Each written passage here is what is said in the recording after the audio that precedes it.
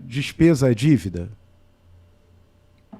Não, despesa é a despesa do dia a dia, certo? Certo. Mas a dívida, ela se torna dívida quando você não tem controle dos seus gastos, Sim, que até então era despesa, e essa despesa ela perde o controle. entendi. E aí perde a capacidade de você honrar o seu compromisso, porque houve o desequilíbrio entre o seu ganho e o seu gasto, Claro. né? E aí você vai tomar crédito. Começa você tomando crédito aonde? Onde é mais fácil.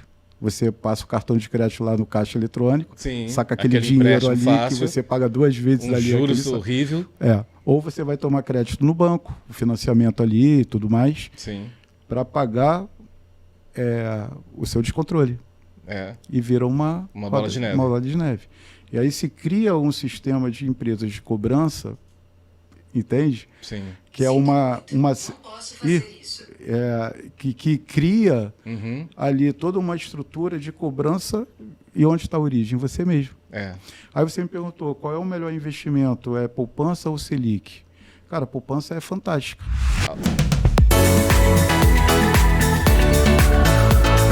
Quando se fala de inteligência financeira, é uma maluquice de você pensar em acumular dinheiro no futuro e não proteger o agora, cara. Hoje, qual o melhor investimento? Assim, o que é melhor para quem está pensando em começar a poupar hoje? A poupança ou tesouro direto ou alguns desses investimentos que você acha?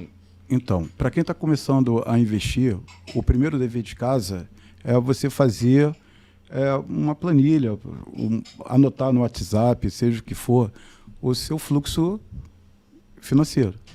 O que você... Tudo que você gastar, você anota. Eu não estou falando de contar bala, contar cafezinho, Entendi. não é isso.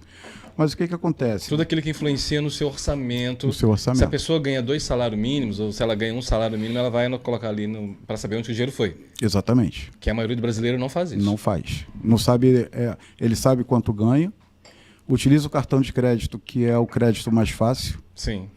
Ele não percebe o seguinte, que o cartão de crédito na compra parcelada, a compra parcelada ela é incrível, ainda mais sem juros. Por quê? Porque eu congelo a inflação no momento da compra futura. Porque se eu parcelo em 12 vezes sem juros, a inflação do agora ela vai ser outra quando eu quitar aquele valor. Então, ela tem o objetivo de congelar a inflação.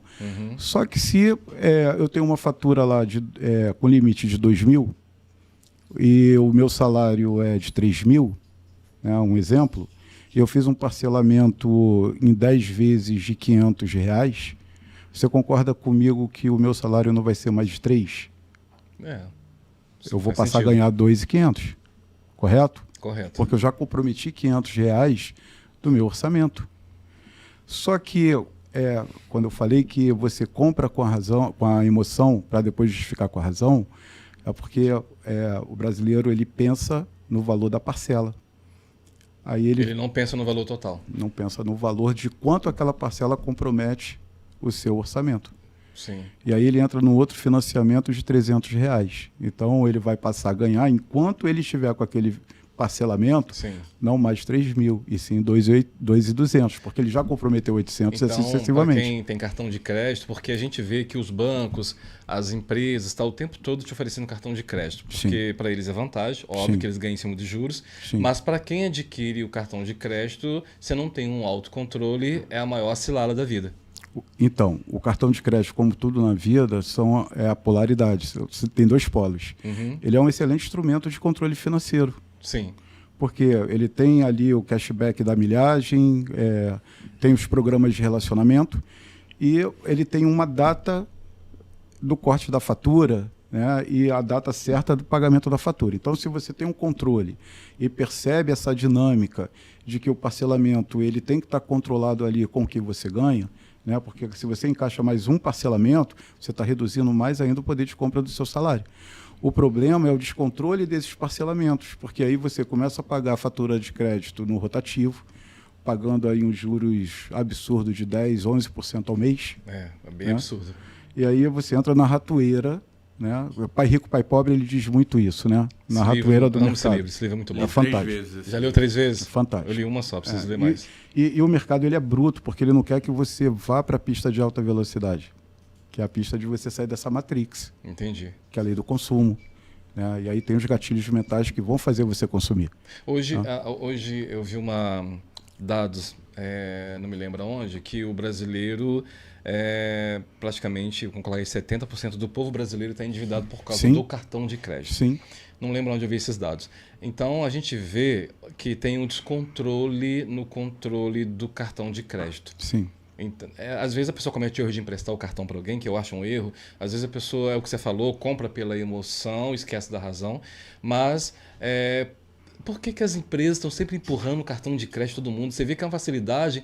Você tira cartão de crédito em qualquer loja hoje. Né? É claro, você tendo um nome para isso. Né? Então, porque na verdade quem ganha são os bancos, né? Em cima de juros, não é isso? Não, porque tem a taxa, tem a anuidade. Sim. E os juros, que é o spread que o enriquece ali a administradora do cartão.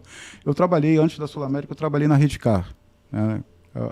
A empresa da Credicar, trabalhei na Credicar também como telemarketing e depois fui atender os estabelecimentos. Você tem uma experiência em cada... Tenho, Então, eu vi ali, principalmente na área que eu atendia, do lado funcionava a área de cobrança de quem se faliu com essa falta de controle do cartão, porque é sintomático. Despesa é dívida? Não, despesa é a despesa do dia a dia, certo? Certo. Mas a dívida, ela se torna dívida quando você não tem controle dos seus gastos, Sim. que até então era despesa, e essa despesa ela perde o controle. Entendi. E aí perde a capacidade de você honrar o seu compromisso, porque houve o desequilíbrio entre o seu ganho e o seu gasto. Claro. Né? E aí você vai tomar crédito. Começa você tomando crédito aonde? Onde é mais fácil. Você passa o cartão de crédito lá no caixa eletrônico, sim, saca aquele dinheiro ali fácil, que você paga 2 vezes ali. Juros horrível. Ou você vai tomar crédito no banco, o financiamento ali e tudo mais, para pagar o seu descontrole. E vira uma bola de neve. Uma bola de neve. E aí se cria um sistema de empresas de cobrança, entende? Sim. Que é uma isso. que cria ali toda uma estrutura de cobrança. E onde está a origem? Você mesmo. Aí você me perguntou, qual é o melhor investimento? É poupança ou Selic? Cara, a poupança é fantástica. Você acha a poupança fantástico? Sim. Mas é tão pouco rendimento. Você não tem que considerar a poupança como rendimento. Primeiro, você precisa fazer a sua reserva, que muitos dão o nome de reserva de emergência. Eu não gosto muito desse nome. Eu uso esse nome. Eu tenho uma reserva de emergência, não mexo. Então, mas as palavras têm poder. Então, se você cria uma reserva de emergência... Uma hora a emergência vai vir. Já me deu medo, eu vou trocar de nome. O pneu do carro vai furar, eu vou ter que tirar dali. A gente tem aqui... Cadê ele, Elias? Saiu? Depois quando ele voltar, você me fala. O Elias, ele tem um programa de prosperidade, ele fala um pouco sobre isso, eu chamei ele pra brincar com ele aqui. Então não é legal usar esse nome não, né? Reserva de emergência. Assim, se tá dando certo, tá tudo ok. Né? Porque é o significado que você dá para as palavras. Mas tem razão. Como eu cursei letras, eu penso um pouco nesse significado. Sim, mas tem razão. A palavra tem poder então, mesmo. O que acontece? Eu altero, ressignifico o valor e está tudo certo, porque é uma reserva de emergência também. De certa forma. Mas eu ressignifico para a reserva de oportunidade. Boa. Por que oportunidade? Porque, veja, você tem carro, não tem? Tem. Seu carro tem seguro? Tem. Tem, tá bom. Se você bate e a perda é parcial, você vai ter que pagar a franquia. Correto? Correto. Que está ali expressa na sua pólice. Se você não tem a sua reserva de oportunidade, que aí no caso é uma emergência, você vai tirar, vai negociar com a oficina, que geralmente a oficina parcela em 3, 5 vezes ali a franquia. Né? Mas de qualquer forma, você vai tirar aquela despesa que você não estava contando do teu fluxo de caixa. Se você tem a reserva de oportunidade ou liquidez, eu prefiro liquidez, que é o nome fantástico, você tira daquela cesta sem interferir no teu orçamento mensal. Você faz sentido. Coloca, paga ali a franquia até à vista, não importa, e depois você vai repondo. Por que a poupança ela tem essa importância? Porque eu não estou pensando na rentabilidade, eu estou pensando na liquidez. Aí você fala assim, não, mas o Tesouro Direto dá um pouquinho mais. Só que o Tesouro Direto não tem a liquidez que a poupança tem. Por quê? Porque para você sacar o dinheiro ir lá no seu home broker aqui, pedir o resgate do seu Selic, ainda que seja liquidez diária, depende do pregão estar funcionando. Então, no carnaval, você só consegue solicitar o resgate na quinta-feira para ele cair na sexta. Entendi. Entendeu? Entendi. Se você precisa do dinheiro no sábado, só vai cair no próximo dia útil. Ah, entendi. Então, tem essa diferença. A liquidez não é... Só que a poupança você consegue sacar ali o dinheiro. A qualquer momento, sim. A qualquer momento. Então, assim, pelo que você nos orientou e ensinou, eu vou entender que a poupança eu vou usar para esse fundo não de emergência, esse fundo de que você ressignificou, oportunidade ou liquidez. Ou liquidez. Mas se eu quiser fazer o dinheiro trabalhar para mim, aí eu vou usar a Selic ou o Tesouro Direto. Na renda fixa é um bom caminho. É um bom caminho, né? É um bom caminho. É. O que acontece? Primeiro, o dever de casa é você criar sua reserva de liquidez ou oportunidade. Tá. Pode ser também reserva de emergência. Tá. Qual é a regra do jogo? Você tem que ter pelo menos ali 3 vezes o seu ganho do mês. Do mês. Do mês. O que você gasta durante o mês. Exatamente. Então, por exemplo, se o meu gasto familiar durante o mês é R$2.000. Tem que ter aluguel, 6 mil ali. não sei o quê, não sei o quê. Tem que ser 6 mil. Eu tenho que ter 6 mil de reserva. É o que o brasileiro deveria fazer. Que deveria fazer. Mas justamente por quê? Porque se houver, por exemplo, você quer ver um fluxo de caixa que é recorrente, mas quase ninguém se programa? Sim. Para quem tem criança matriculada no colégio, a matrícula e a compra de material a partir de janeiro. Janeiro. Né? Vem a facada. Vem a facada. IPVA para quem tem carro. Sim, né? Outra facada. É outra facada. Uhum. E pior ainda que no meu caso, além do IPVA, ainda vence uma das apólices do seguro em janeiro também. Isso também. Então, veja, tem uma concentração Imposto de renda não é janeiro não, né? Não, até maio. Até maio. Até final de maio. Então, veja, tem uma concentração de gastos ali em janeiro. Uhum. Só que você concorda comigo que se você não tiver a sua reserva constituída, que seja 2 vezes o seu gasto, sim. Mas o ideal é que tenha ali 3 vezes, né? Não mais do que isso ali na poupança. Você vai tirar ele do teu orçamento. Aí você vai parcelar, tudo bem. Eu também parcelo IPVA porque eu não gosto de antecipar a quitação à vista de tributos, né? Mas aquele parcelamento já está provisionado na tua reserva. Você não precisa, no caso, pegar da tua cesta do fluxo mensal para prejudicar uma cesta qualquer, ou você colocar uma despesa a mais no cartão de crédito porque você prejudicou o teu fluxo ali. Uhum. Se você se programa, e qual é a regra para você constituir isso? Cara, primeiro você se paga.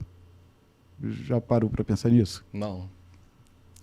Então vamos lá. Você tem a sua despesa, no exemplo que você deu aí, a sua despesa familiar de R$2.000. Perfeito. São boletos que você paga. Veja se o modus operandi do brasileiro é assim: recebo o meu salário, não importa se é Prolabore, não importa se é CLT, não importa. Recebi ali a primeira preocupação é pagar o boleto dos outros. Sim. E geralmente o que ele pensa para constituir essa reserva é se sobrar. Sim. Esse é o maior erro que tem. Primeiro você se paga, porque quem é a pessoa mais importante do mundo? Eu mesmo. Não é isso? Exato. Como que você está pagando boletos de terceiro e não paga um boleto chamado Alex Ferreira? Faz sentido. Entende? Uhum. Bacana. O que eu tenho que... mas o meu salário aqui é apertado. Cara, começa com 5%. Começa com um pouquinho. Começa com um pouquinho. É o que dá. O nome é educação financeira. Educação financeira. Você vai se educando. Que não é fácil, mas... Aí você começa com 5% e o seu gasto é 1%. Você começa a gastar menos e de 5% você passa para 10%. Gradativamente você vai se reeducando. Exatamente. Reeducação. É como a pessoa que faz a bariátrica, ela vai se reeducando a voltar a comer, não é para não comer demais, mas tem uma amiga minha que fez, então ela falou a luta que é para ela poder se reeducar, né, para comer, aquela coisa toda. Então, doutor Barreto, eu aprendi o seguinte, que eu vi 2 casos na pandemia. O caso da empresa de um amigo meu, que ficou 1 ano inteiro pagando o salário dos funcionários, mesmo eles em casa. Fantástico. Porque ele tinha uma reserva de emergência, vamos colocar assim. Sim. E vi casos de empresas que não se prepararam para isso. Quebraram. E não duraram 1 mês. Sim. É mais ou menos isso. É isso. Então eu tenho hoje, quem tem empresa, né? Vocês que estão nos assistindo, olha que legal, olha que aula isso, hein? Rebeca que tem empresa, olha que aula. Então hoje você tem que pegar a Rebeca é dona de um salão de beleza. Então a Rebeca ela ganha X, ela fatura X por mês. A Rebeca não vai gastar tudo que ela fatura. Ela vai tirar, como o Barreto falou, vou tirar 10% do que eu lucrei e vou esquecer esses 10%, não vou mexer. Não é mais ou menos isso? Também. Mas o que é muito comum entre o empreendedor brasileiro Sim. é confundir CNPJ com CPF. Falou tudo, verdade. Entendeu? Então, assim, eu tenho o CNPJ. É dali que sai a minha renda porque eu estou trabalhando ativamente. Claro. Né? Ao invés de eu ter um outro CNPJ que me remunera, eu acredito no meu potencial como empreendedor e vou ganhar minha vida como empreendedor e abro um CNPJ. Sim. E aí tem um sentimento do brasileiro que é o seguinte: CPF rico, CNPJ pobre. Entendeu? Então ele ganha lá 100% na conta do CNPJ e retira 100%, pagou as contas, retira 100% do CPF. Ele mistura a conta pessoal dele com a empresa. Então, assim, isso gera um problema. Por quê? Você acaba não tendo fluxo de caixa para a tua empresa na reserva, porque se vale para o CPF, vale para o CNPJ. Não é o CNPJ que quebra o CPF, é o contrário. É o CPF que quebra o CNPJ. Verdade. No caso de uma falência financeira em vida. E tem a falência financeira também em morte, caso não tenha ali um programa de planejamento de sucessão. Sim. Seja natural, seja... Dimitri, qual seria a dica, então? Estou usando a Rebeca como exemplo aqui. Então, a Rebeca é um MEI, beleza? Certo. Tem bastante no Brasil todo, né? Sim. E ela tem uma funcionária, que é o que o MEI permite. Permite, então, isso. qual seria o segredo para a Rebeca se preparar para uma próxima pandemia? O que ela teria que fazer daqui para frente? Primeiro, se proteger. Antes de criar reserva de emergência, se proteger. Se proteger como? Então, vamos lá. Seguro de vida. Ninguém acorda de manhã falando assim: oi, vou procurar o Dimitri, vou passar ali no banco, vou contratar o seguro de vida. Ninguém faz isso. Ninguém faz isso. E eu, antes de considerar o conceito da Rebeca, eu vou te fazer uma pergunta. E coloque a mão nas minhas palavras. Porque, de repente, o seu cenário é o do brasileiro de um modo geral. Você falou que tem um carro e tem um seguro para o seu carro. Sim. Bacana. Quanto é que custa o seu carro hoje, hipoteticamente falando? Uns 42 mil, 40 mil por aí. Bacana. Dentro da Quem tabela determina isso? A tabela FIP. Você tem seguro para a tua vida? Não. Quanto custa a tua vida? Nossa, não tem nem preço. Isso é uma loucura, cara. Existe algumas loucuras, como, por exemplo, a pandemia que você citou.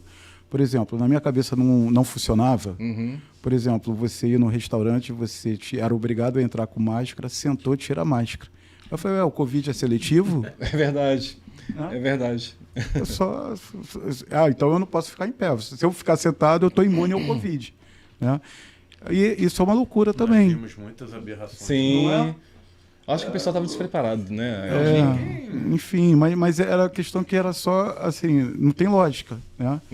E na minha cabeça também, isso não tem lógica. Por exemplo, você está me dizendo que você faz o seguro para o seu carro, Sim. que tem um valor finito, claro. E não faz seguro para o motorista, que é o mais importante. Que a vida é imensurável, né? Então, assim, mas está tudo certo. Por quê? Porque o brasileiro foi educado desde sempre a ter o carro como uma paixão nacional. Né? Assim, quase ninguém assim, que pensa na proteção, tira o carro da concessionária ou da agência, ou já compra o carro e já fala, vou procurar um corretor para fazer o seguro.